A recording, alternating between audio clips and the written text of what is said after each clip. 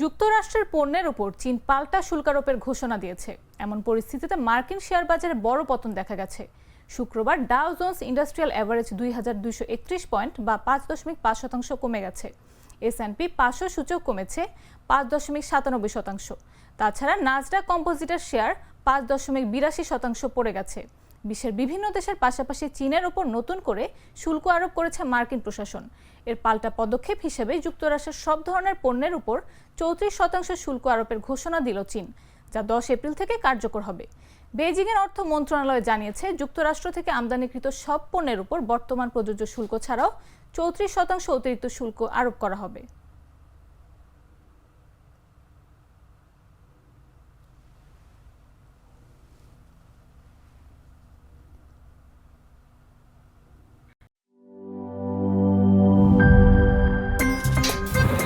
আমার একটা স্মার্ট সিদ্ধান্তে 25% গ্যাসের খরচ কমেছে। ভাবছেন কিভাবে?